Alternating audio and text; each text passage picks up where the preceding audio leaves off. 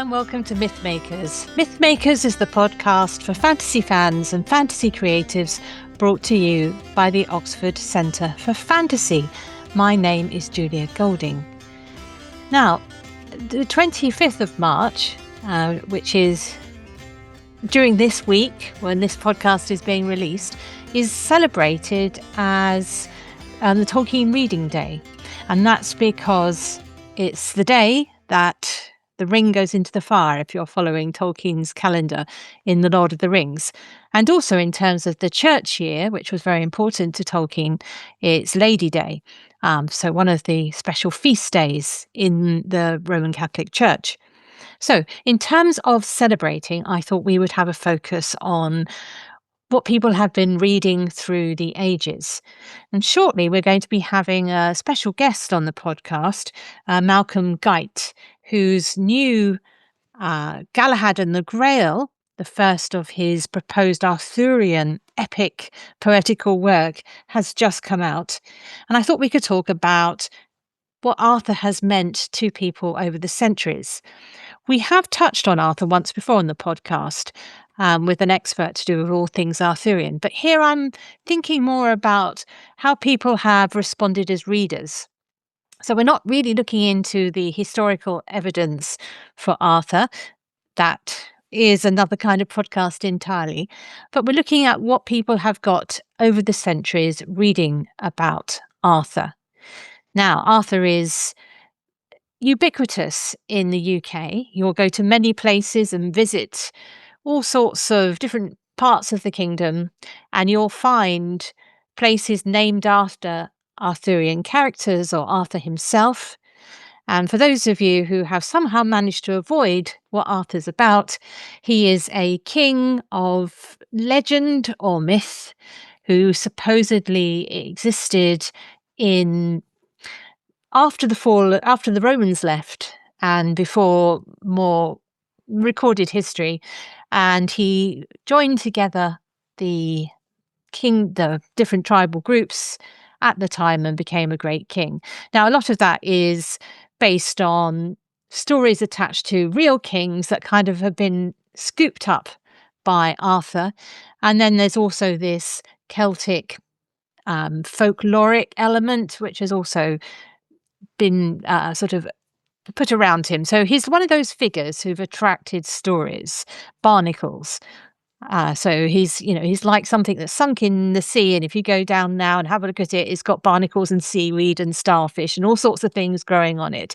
What the original structure was, who knows? And it doesn't matter because the stories are so powerful. Where did it all come from? Well, originally there were brief mentions in histories written by the very early chroniclers, and they don't really interest us so much as in terms of readership. It's more they were the sources that got Arthur's stories into the English language. And there is a history where he was taken up by the Germans and the French and all sorts of other people. But where we really start is with the story of the Morte d'Arthur. It's a French title, isn't it? But actually it is one of the very first books printed. I've got a pretty ancient edition here, not the Caxton version. But Thomas Malory collected all sorts of stories and organised them into a long, let's see how many books there is I think it's 12 books. Oh, no, much more than that. 21 books in this story. And you'll find in here all the sort of popular versions of what you know as Arthur stories. So you'll get the Arthur and Mordred and Excalibur and Guinevere and Lancelot. They're all in here. And you, of course, get the story of the Grail.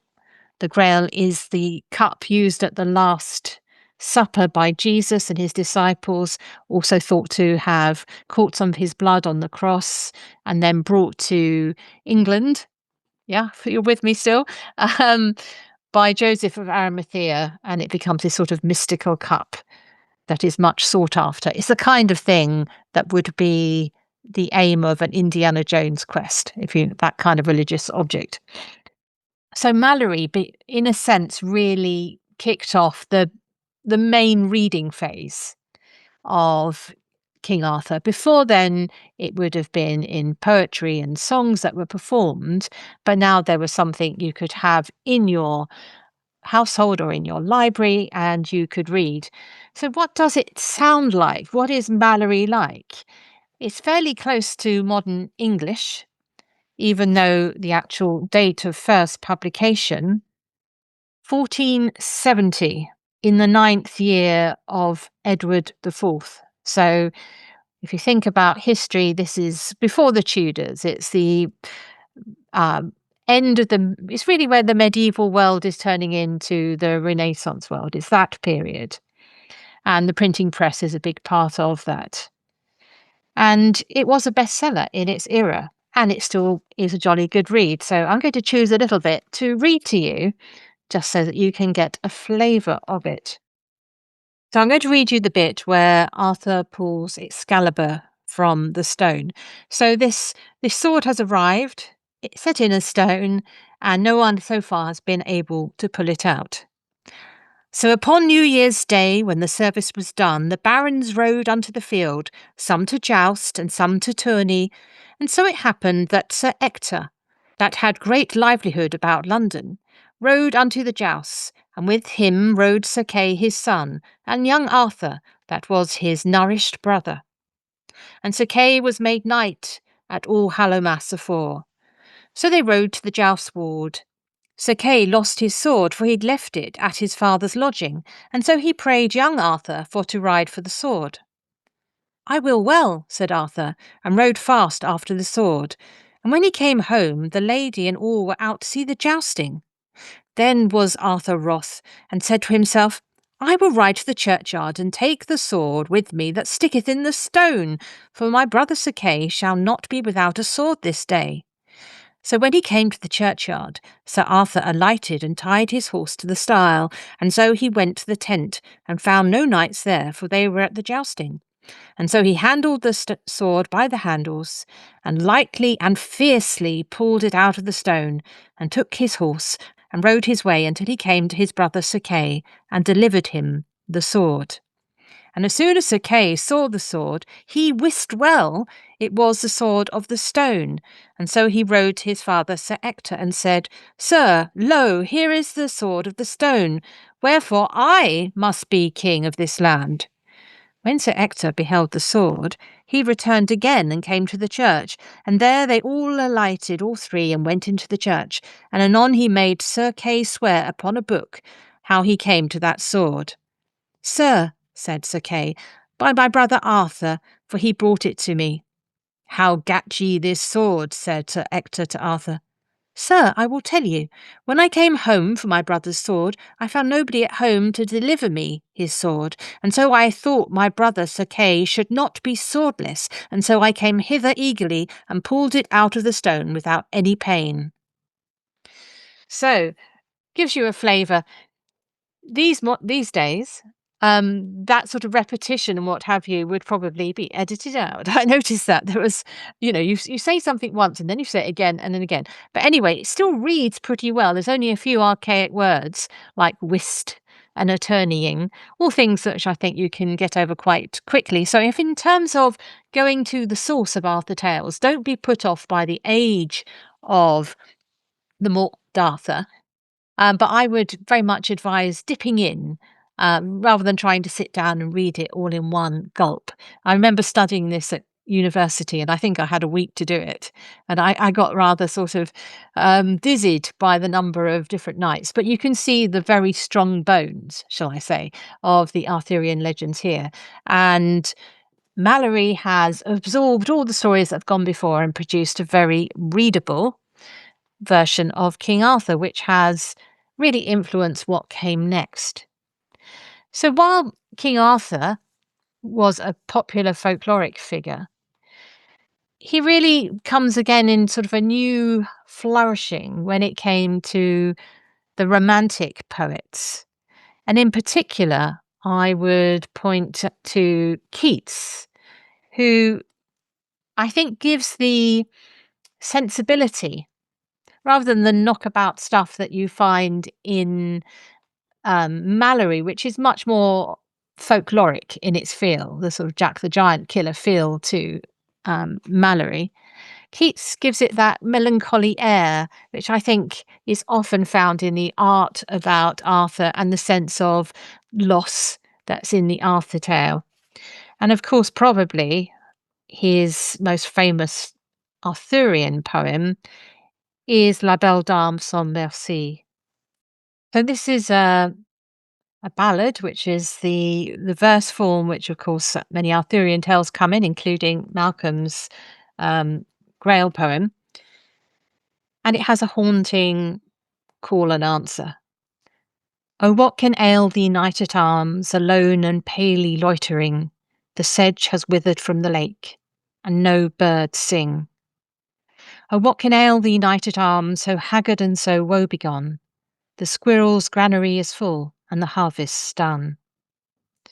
I see a lily on thy brow, with anguish moist and fever dew, and on thy cheeks a fading rose fast withereth too. I met a lady in the meads, full beautiful, a fairy's child. Her hair was long, her foot was light, and her eyes were wild. I made a garland for her head, and bracelets too, and fragrant zone. She looked at me, and she did love, and made sweet moan.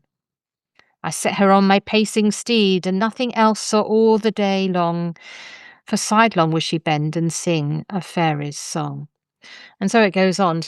So the poor knight has been put under the spell and left in the wasteland. So if you're looking for a place to read about King Arthur, which picks up this feeling of melancholy and loss, Keats is definitely one to go for.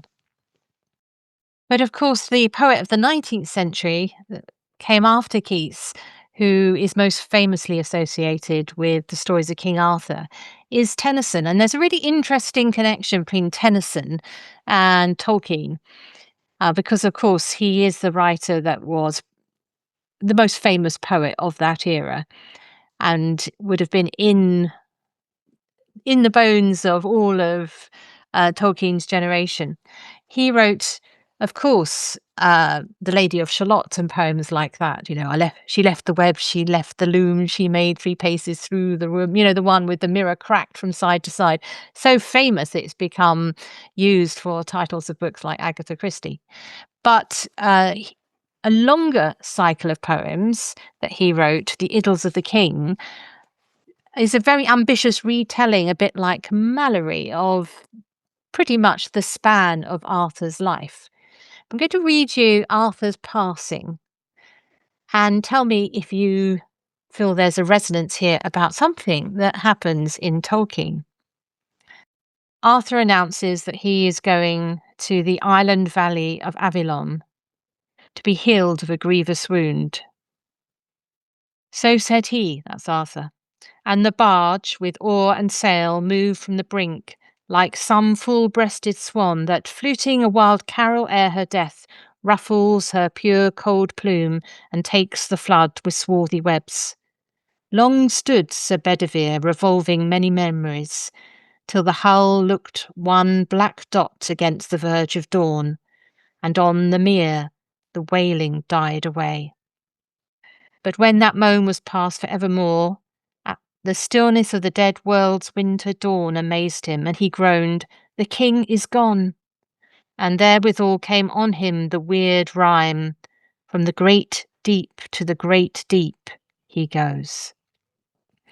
So that standing watching the boat sailing west, with the man left on the shore who is the one to go home and tell the tale, it's can't help but remembering Into the West and Sam and Pippin and Merry watching the boat sailing off to the undying lands. And that architecture of the lands of the West being the places of healing, of course, is something which is taken from the Arthurian legend, but is passed through Tolkien's own imagination to become the land of the elves, the undying lands. So there is Tennyson, who sits, he is the Colossus poet of uh, things Arthurian in the 19th century. But we shouldn't forget that someone who Tolkien admired, that is William Morris. And he is very interesting when it comes to the world of King Arthur because he actually gives it a feminist spin. Some of his early poetry is a defense of Guinevere. Her defense, when I say feminist, I mean the defense is that of the defiant queen actually able to have her own voice. And it's an interesting one in that she's posing a problem to the lords who are accusing her. And she's asking them to imagine that someone comes to them one night and says, "One of these cloths is heaven and one is hell. Now choose one cloth forever. Which they be, I will not tell you. You must somehow tell." It's sort of saying the impossibility of making right choices in life. William Morris also writes other poems from the Arthurian cycle, but he is part of the visual world of Arthur in the Pre-Raphaelite and in the paintings that you've probably seen, much reproduced.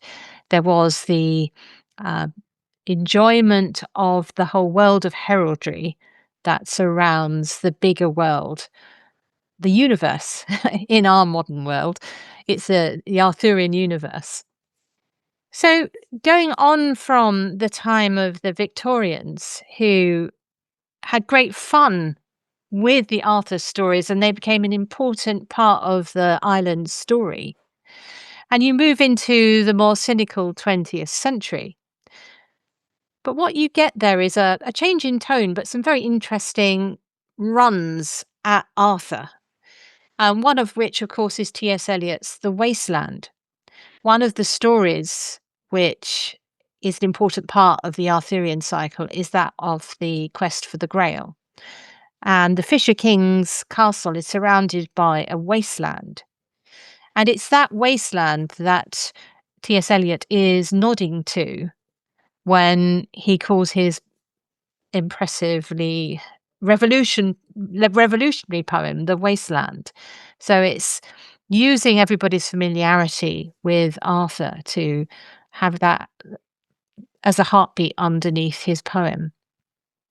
His poetic contemporary takes us into the world of the Inklings, and that is Charles Williams, who is the most bizarre and intriguing of the Inklings, the London born publisher who became friends with first C.S. Lewis and then Tolkien, and spent some of the war years in Oxford taking full part in the Inklings, but sadly died during an operation in 1945.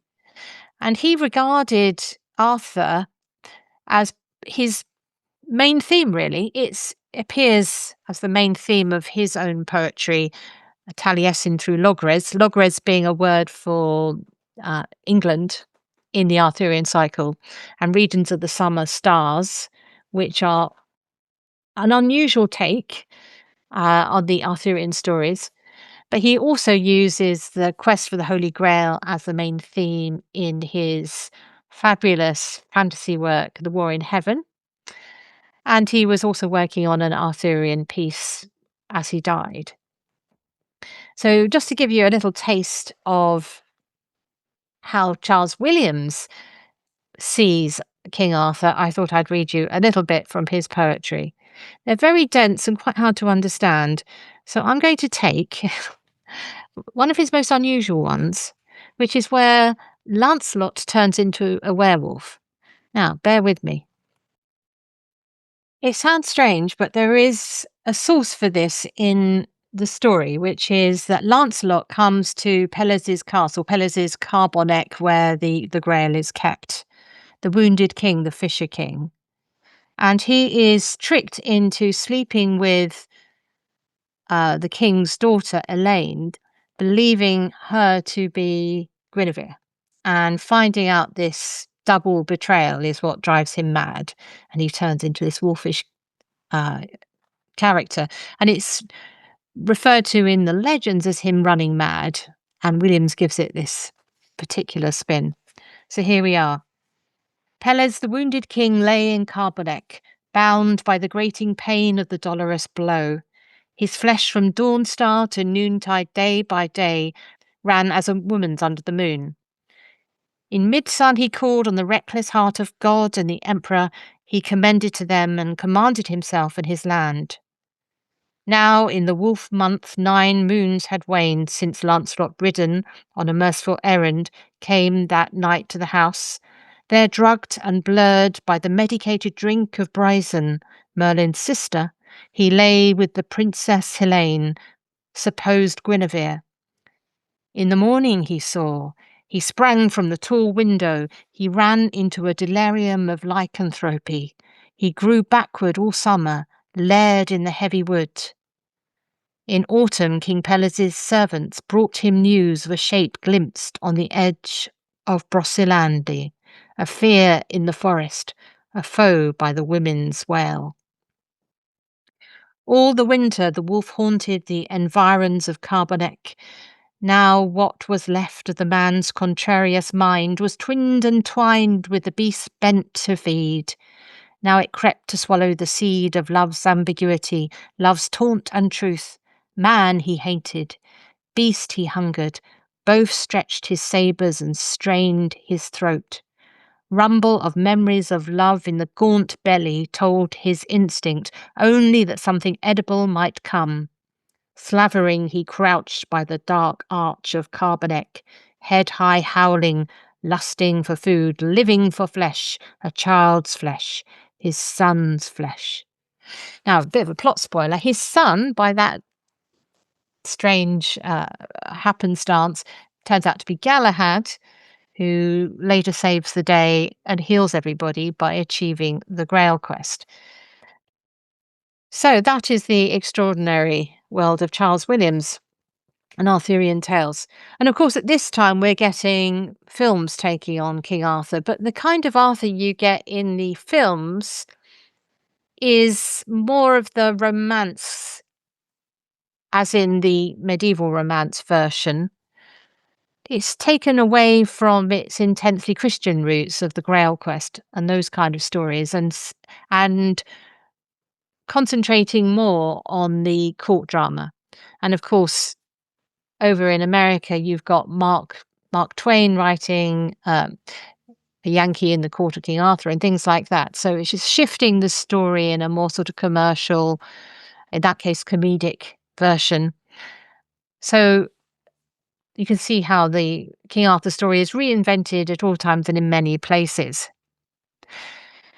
Moving to Tolkien himself, I mentioned the echo at the end of Lord of the Rings of the ships leaving for the west, but all throughout Tolkien there are echoes of the Arthur story with the special swords, the return of the king. Arthur is obviously fated to return. In Tolkien's version, it isn't the same king who returns, it's his heir, Elendil's heir, who is returning. But that idea of the king coming back in the hour of need is underpinning Aragorn's story.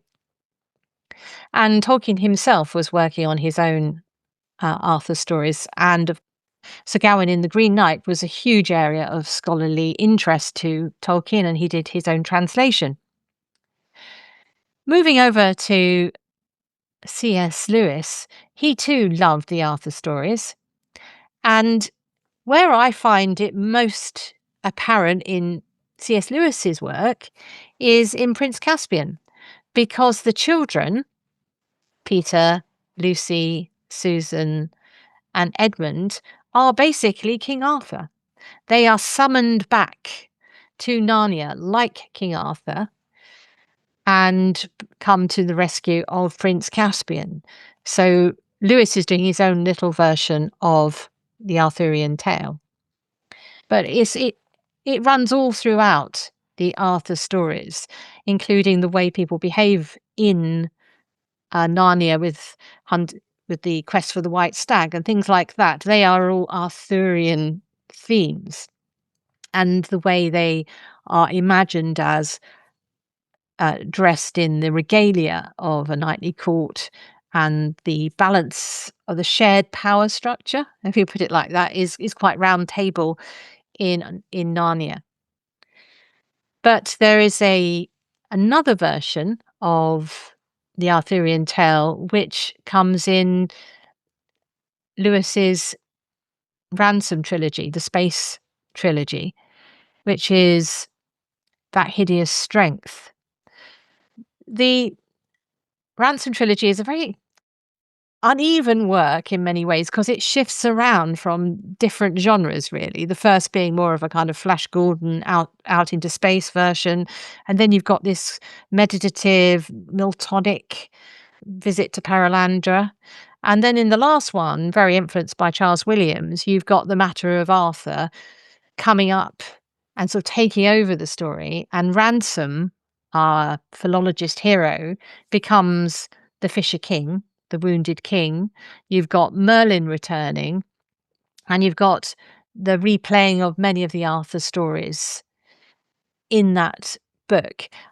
I find that one a hard read, so I wouldn't suggest this is the first thing you start to read if you are doing an Arthur reading for your Tolkien celebration.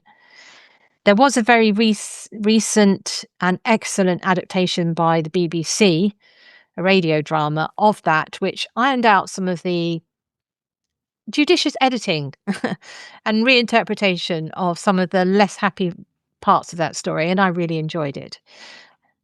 And in fact, the more when I go back to That Hideous Strength, the more I like it.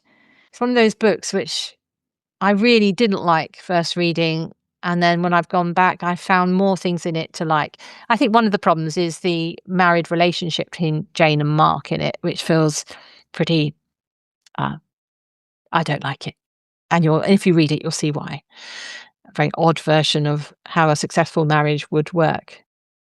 I haven't mentioned T.H. White, of course, The Once and Future King, a brilliant retelling of the Arthur story, which underpinned the Disney versions of the story.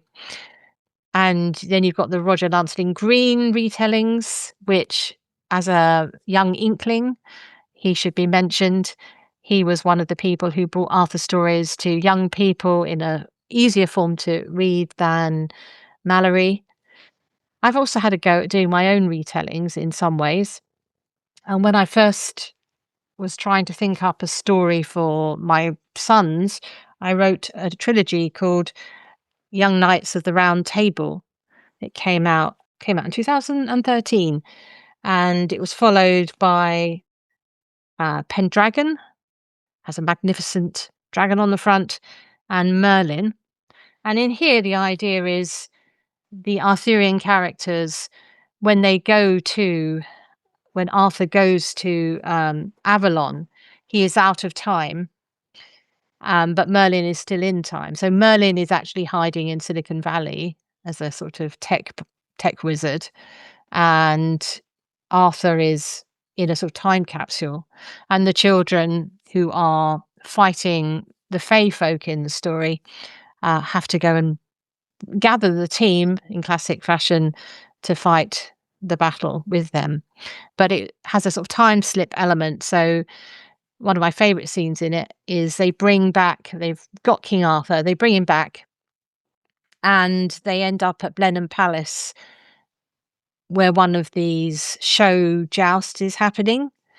And Arthur thinks, finally, my kind of people. And he actually is taking it seriously and trying to do damage, which, of course, isn't at all the idea of those show tourneys. So there's a clash of expectations between the past and the present in that. So I've had fun with the story myself. And as for the most successful screen adaptations of the Arthurian story, there have been many attempts at this, including some films. One of the problems for filmmakers is, what do they choose as a story? The beginning, the setup, is the easiest, but the end is sad and sour. And the bits in between are really, Arthur isn't the main character anymore, it's everybody else. So, in fact, I think one of the most successful attempts at this was the BBC TV programme Merlin, which decided to feature Merlin and look at the story from the young wizard's point of view in a world where magic is banned and outlawed. So he's sort of in hiding, and it's dangerous to reveal that. It's a long journey. But if you stay with the series, there's actually a very sweet coda right at the end of the characters in the modern world, which I love. So do look that up if you haven't found that BBC series. The BBC doesn't have a huge budget for special effects, but they had enough to do a dragon, which has the voice of John Hurt, who, famous actor, also played Ollivander in the Harry Potter series. So nice little connection there. Anyway, so how better to celebrate Tolkien Reading Day than dipping into some of the Arthurian stories? Because you'll see, filtered through a different world and a different light, many of the ideas that actually inspired Tolkien's. So it's a good place to celebrate Tolkien when you're choosing your next read. Thank you very much for listening.